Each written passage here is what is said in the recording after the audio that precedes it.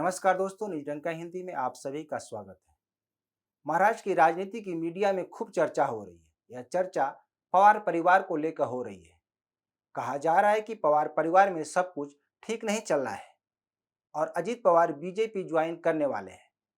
Media में यह भी कहा जा रहा है कि कुछ एनसीपी के विधायक अजीत पवार के साथ जाने के लिए तैयार है, लेकिन इन बातों में कितनी सच्चाई है यह अभी देखना होगा, क्योंकि ये जितनी भी बातें कही जा रही हैं वे सभी ठाकरे गुट के नेता संजय राउत के द्वारा कही जा रही हैं।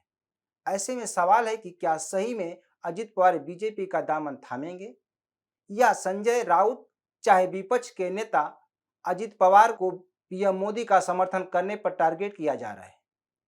तो आज हम इसी मुद्दे पर चर्चा करते हैं। पहले हम जान लेते हैं कि अजित पवार का अपने परिवार से कब कब मोह भंग हुआ।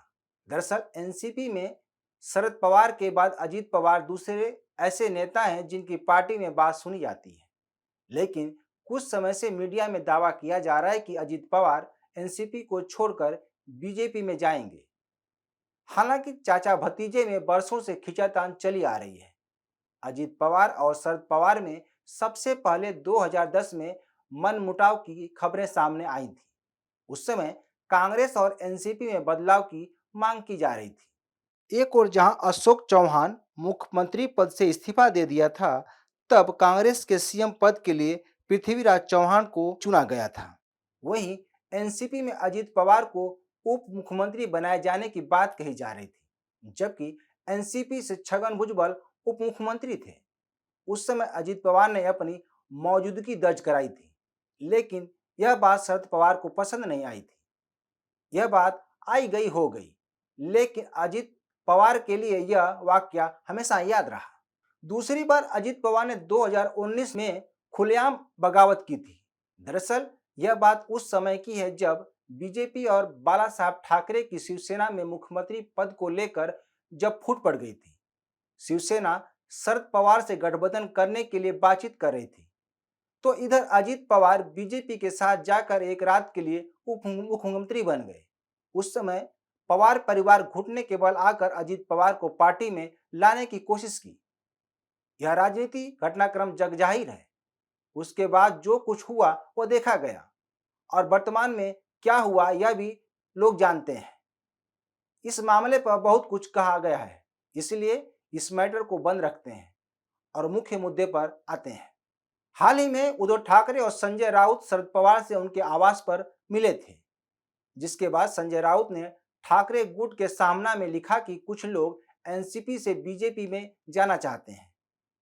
अगर ऐसा कोई जाना चाहता है तो वह आजाद है, बीजेपी में जा सकता है, लेकिन एनसीपी बीजेपी के साथ नहीं जाएगी। राउत के निशाने पर अजित पवार थे। शरद पवार से मिलने के बाद जो तस्वीर सामने आई उसमें यह दिखता है कि मीडिया की बात सही है। दरअसल इस तस्वीर में पवार नहीं है, इसमें सुप्रिया सुले, संजय राउत, शरद पवार और उद्धव ठाकरे दिखाई दे रहे हैं। इसके बाद संजय राउत ने जो बात सामना में लिखे वह तस्वीर की कहानी है या हकीकत, यह तो आने वाला समय बताएगा। दरअसल इस तस्वीर के पीछे की बात यह है कि कुछ समय पहले शरद पवार महाराष्ट्र में महिला को सीएम बनाए जाने की बात कही थी। इसके बाद पिछले दिनों जब एनसीपी की एक बैठक हुई तो सुप्रिया सुले का एक पोस्टर लगाया गया था, जिसमें उन्हें महाराष्ट्र का भावी मुख्यमंत्री बताया गया था। ऐसा ही पोस्टर जयंत पाटिल का भी लग चुका है, जिसमें उन्हें भी भावी सीएम बताया गया था। इसी तरह अजित पवार का भी पोस्टर लग चुका है।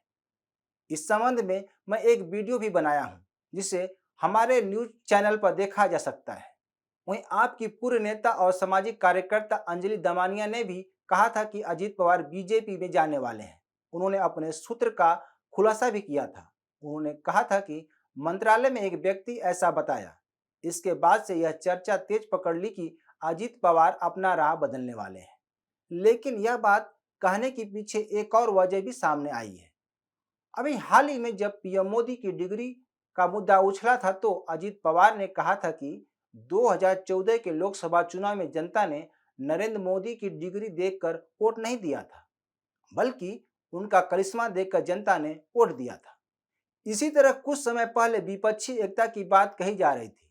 तो शरद पवार ने ईवीएम को लेकर विपक्षी दलों की बैठक आयोजित की थी, जिसमें बैलेट से चुनाव कराने की बात कही गई थी। तब अजीत पवार ने विपक्ष को आड़े हाथों लेते हुए कहा था कि जब ममता बनर्जी या अरविंद केजरीवाल ईवीएम के जरिए कराए गए चुनाव में जीत दर्ज करते हैं तो उस समय क्यों नहीं सवाल उठाते। इन बातों को देखते हुए कहा जा रहा है कि अजीत पवार का बीजेपी की ओर झुकाव है और वे भगवा पार्टी का दामन थाम सकते हैं। इन बातों को देखते हुए कोई भी कह सकता है कि अजीत पवार बीजेपी में शामिल हो सकते हैं। इन बातों के साथ एक बात और जोड़ देता हूं कि संजय राउत ने आरोप लगाया था कि बीजेपी नेताओं को ईडी और सीबीआई का डर दिखाकर अपने साथ ला रही है।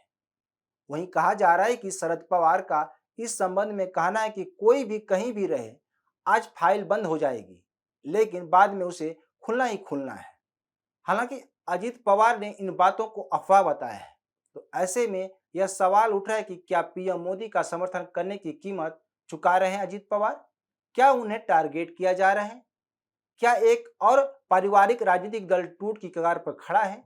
क्या शिवसेना जैसे हालात एनसीपी में भी बनने वाले हैं? यह तो समय ही बताएगा। तो दोस्तों, आज के लिए बस इतना ही। इस वीडियो को शेयर, लाइक और कमेंट जरूर करें। ताज़ा खबरों के लिए न्यू डंका ऐप को डाउनलोड करें, हमारे यूट्यूब चैनल को सब्सक्राइब करें। धन्यवाद।